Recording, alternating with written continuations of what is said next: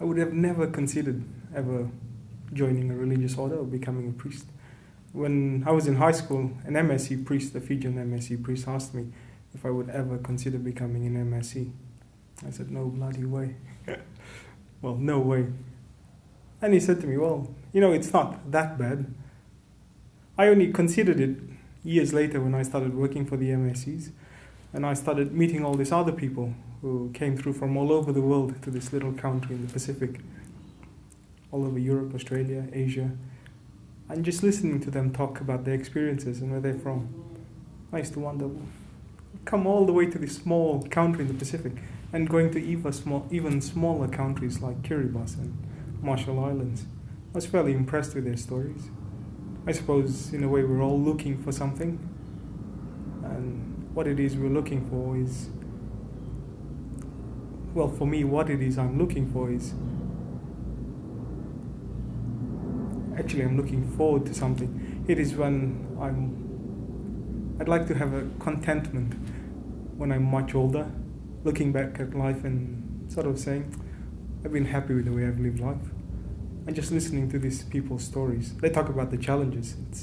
Religious life is not some romantic notion that, well, you think, oh, it's all this nice, fluffy stuff. It's actually pretty hard, but it's enjoyable. It's got its challenges, like any choice you make, but it's good. Yeah. So I actually spoke to this very old priest who sort of told me his story, and I found it very inspiring. So there's quite a few of them. I just couldn't believe these guys were in their 80s and still working. They must be enjoying life if they're still working in their 80s or whatever it is. But they're still full of life and energy, and I thought, oh, I'd like some of that when I'm 80. So, yeah. And were you a Catholic when you were growing up, or like going to Mass and these things? Or? Yes, I grew up very Catholic. I went to Mass because my mother told me to. Yeah. Is it a Catholic country? I don't know. Fiji's a Christian. There's Christians are the majority. We have Muslims and Hindus and a few Buddhists, a few Chinese people there, Asians, which is nice. I think it's good to have a mixture of everything, actually. We can all learn something from each other. And yeah, I only started taking a special interest in my faith when I made the decision myself to go to Mass. Well, it basically started from, well, I wanted my mother to stop nagging and telling me to go to Mass. So I started going to an earlier Mass and thinking, I get it over and done with, I'll attend the first Mass on Sunday. And then it just became a habit. But then, yeah, it's funny how things change after a while, isn't it? You never know, but things do change after you go to something over and over and you think, it changes something in you. Did you go from school to this religious life, or did you work? Or? Yes, after high school I started computer programming, and I enjoyed that. I thought this was it. I was going to do this for the rest of my life, till I found out that computer programmers have to keep learning till they retire, and I thought, oh God, this is not for me. I'd get too old for all this learning stuff. I just want to leave. So yeah, I did that. I actually enjoyed computer programming. I found it interesting and exciting in a way, writing up programs, especially with friends, because you do things with other people. And that's what I enjoyed the most about it. But then I also got the opportunity to work for the MSCs in Fiji. I was the secretary to the guy who's in charge of the Pacific region for 3 years. And that's when I came in contact with the MSCs, doing mostly admin work. That was enjoyable as well. Yeah. It was only after that I thought, oh, they're not such a bad mob after all. And did someone suggest, becoming a priest, or was it just something that you eventually kind of decided for yourself? Or? I think it was something I had to decide for myself. Yeah. I thought about it for a long time before telling anyone. I thought, if I have to make this decision, it has to be my own. And so it's pretty hard having to quit your job and think, oh God, am I really doing this? And then you actually do it, and then you arrive here and you think, what the hell am I doing here? But yeah. And how did your family respond? Were they supportive? Or? Well, I tried to make it as much my decision as I could, so I refrained from telling them anything. I applied, wait till everything came through, then I applied for my visa. It was only about a month before I left Fiji that I told my mum, and then told my dad a week later. Yeah. That way I need to own the decisions I make without it being influenced by family, especially if they think it's a good idea, then the pressure is on. But as long as I thought I gotta do this for myself. Yeah. How did they respond? What were their thoughts? Were they happy? Or were they... Yeah, they were generally happy. My mom said, but do you have to go to Australia? Can't you do it here? I said, no, I'd like to go away from Fiji and do it somewhere else. So, yeah. I was actually, pretty happy with the decision to go away from home. It's good to be challenged if you're deciding to go down a path, to see whether it's right for you. And, so far I'm still around. 5.5 years later. Well, the first challenge I ever had coming to Australia was being away from family. I have absolutely no family in Australia that I know of.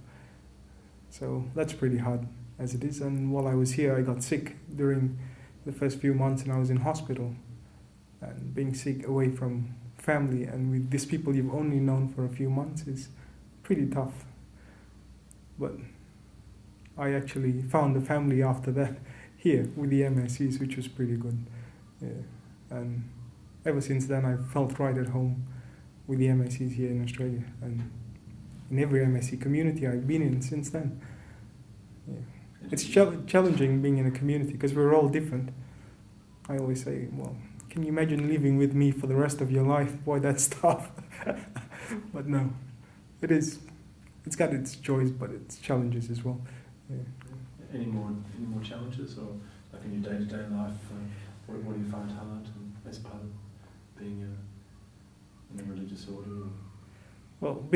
Well, we have about 6 or 7 students in the house I live in, and very different personalities. Very different. Some have very strong personalities. Some are more reserved. Whenever we decide to do things, get 7 guys to try and make a decision on something, and they disagree. It's pretty tough. But yeah,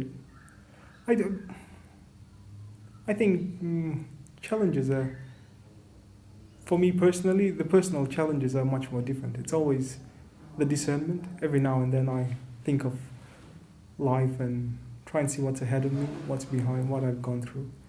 I get an email from a friend who says, oh, so-and-so just got married. So-and-so just had their 2nd child, people I went to high school with. And I think, oh, wow, something so beautiful. Yeah. And I think, oh, God, no children, nothing. Just this community of brothers. It's got its challenges. What about challenges for like being a religious or a priest in like today in Australia in these days? Is there any challenges there for you? Is it challenging? It is very challenging. I remember going to a hospital once, and this nurse asking me, "What do you do?" I said, "I study theology." I said, "What for?" "I'm studying to be a Catholic priest." She looked at me with amazement and said, "Are people still doing that today?"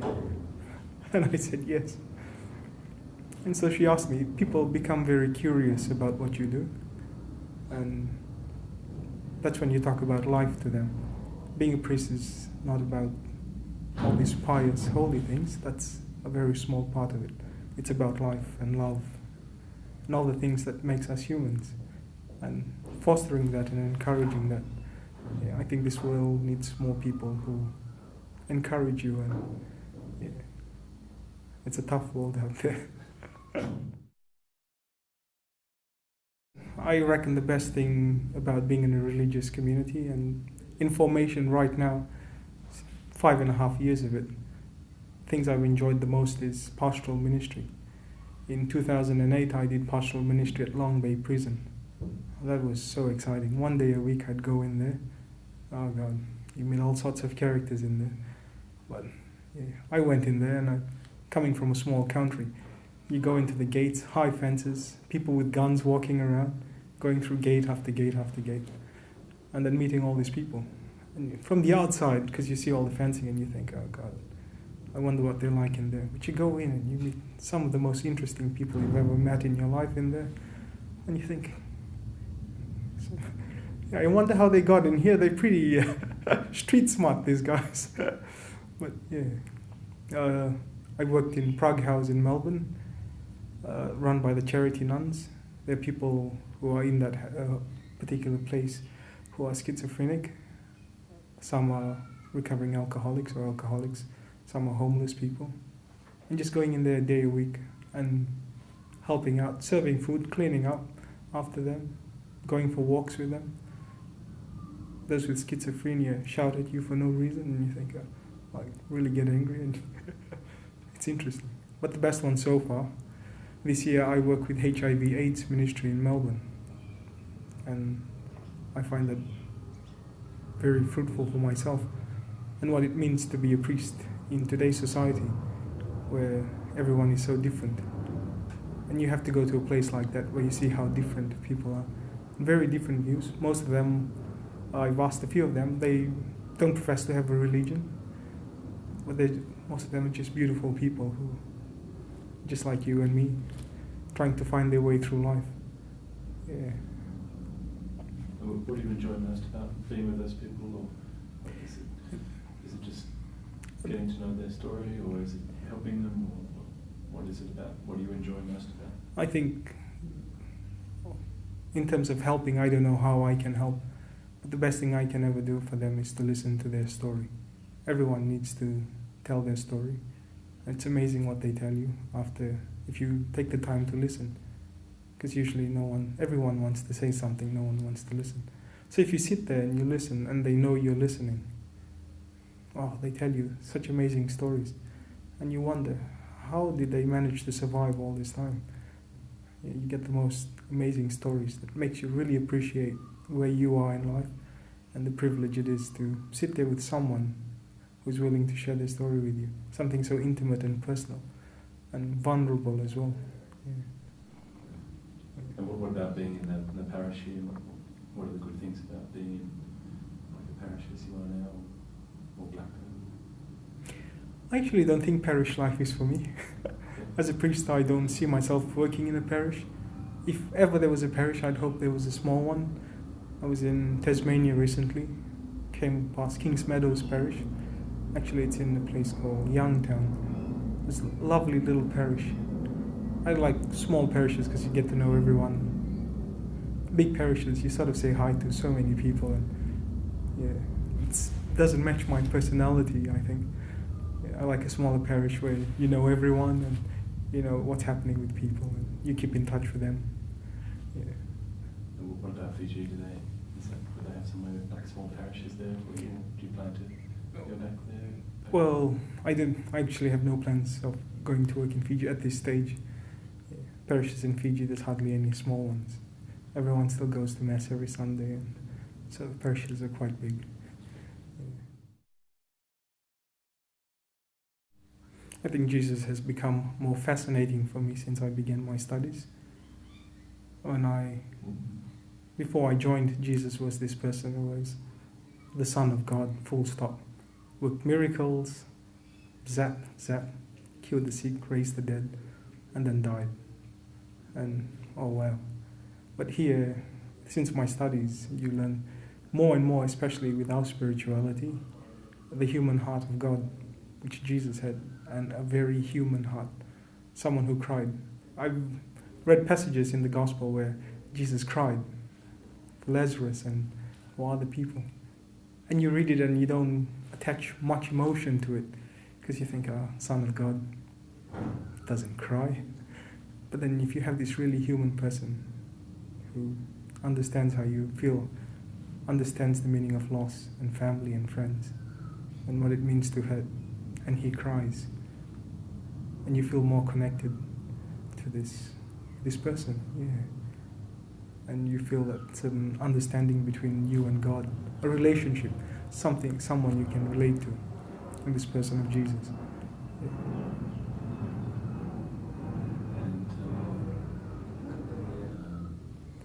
Is there something special about MSc, or that that's different to other orders? Well, I wouldn't be able to answer that question because I haven't been with other orders. It wouldn't be fair if I said something about them. But in choosing a religious congregation, I think it's important to choose something that you can be a part of, that agrees with your values and with who you are, and helps you to grow. It challenges you, but it's good for you. I think the MSCs, I always say I found a home with them. I feel so relaxed I can be myself with MSCs. Whichever community I'm in, you come in, throw your bags, you sit down, you feel right at home with them. I've found that in most of the places I've been to, most of the MSC communities I've visited in Australia. That's what I think makes us special, in a way. What is it about the MSCs that you like most? What makes you feel at home? What are their values that you find?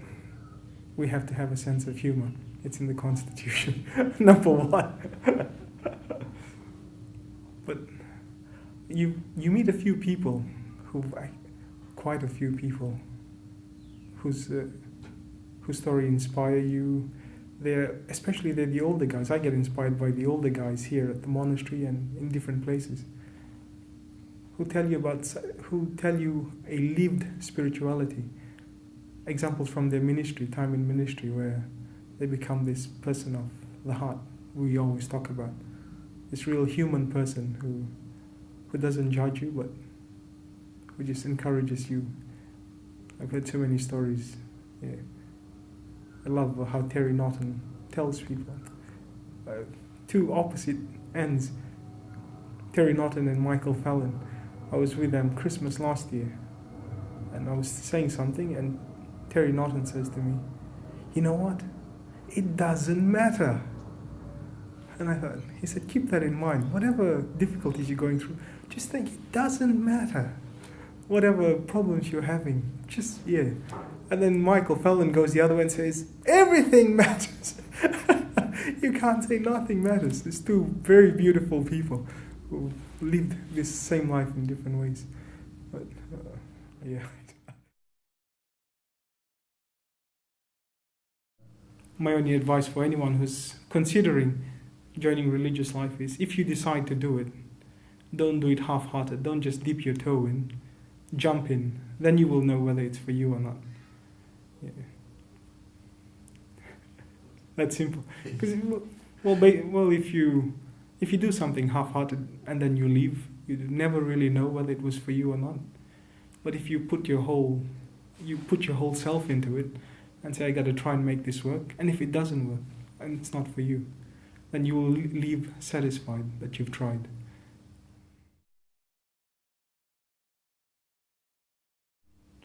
Love. It doesn't seem that difficult to understand. As Christians, we must love God, we must love and value ourselves, and we must love and value others. This is not abstract or theoretical, but it is something that is lived. It is not difficult to understand, but it is challenging. It is reflected in our words and in how we relate to others from day to day. And this varies depending on what might be happening in our lives. A life lived in a world that is wonderful, but a world that is complex and often bewildering.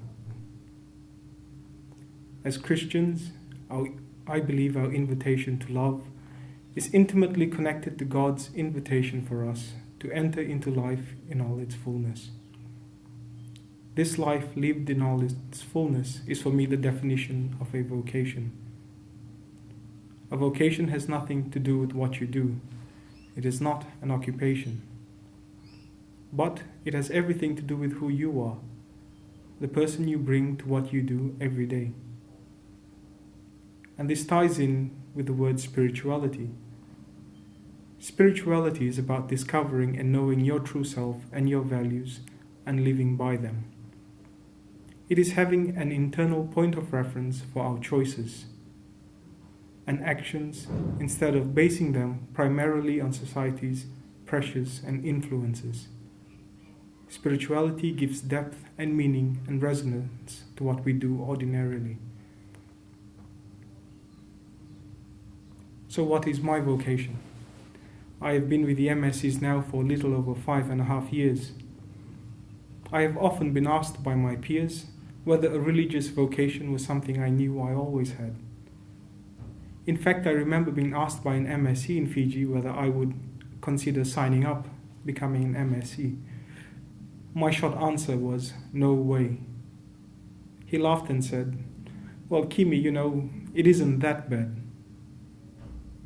I worked after high school. I studied computer programming, and after that I worked for a few years. Now, while I was working, I discovered something about myself, and that was that since high school, my values had changed. I knew enough about myself to know that I was the type of person that who would always want something more, something better. A newer house, a newer car, more money, always searching for that better life. I was beginning to feel tired of working, and I knew I was unhappy. I realized my values had changed, and I was now looking for something more. One day, while having lunch with an older priest, an MSc, he was a person that had a beautiful simplicity about him that I admired. I asked him one question. If you had to live your life all over again, would you do it? Would you make the same decision and become an MSc? Or would you try something different, a different job, get married? He looked at me, nodded his head, and said, yes, I would do it exactly the same. I was hooked. He had something I wanted, a simplicity and contentment in his golden years of a life fully lived. A vocation is something that you know is right for you when you encounter it. It is a good fit. It agrees with your values and with who you are. When I applied to the MSCs, I assumed that a vocation in religious life meant either working in a parish, teaching at a seminary, or at one of our schools, or doing admin work like I once did in Fiji. However, just like anything in life, I discovered there is more to it than that. As part of my training and formation since joining, I have worked with prison chaplains at Long Bay Prison here in Sydney for a year. I lived for a month in an Aboriginal settlement on Melville Island in the Tiwis, just off Darwin. When I moved to Melbourne, I volunteered at Prague House, a centre run by charity nuns for people with schizophrenia, recovering alcoholics, and homeless people. And this year I am doing pastoral work with Catholic Care's HIV/AIDS ministry. These are all things I would never have ever imagined doing in my life. A vocation is more than just a romantic notion. It helps us get in touch with God and is at times very confronting as it challenges those parts of our lives where we need to grow. A vocation has nothing to do with what you do. It has everything to do with entering and living our life, who we are, to its fullest.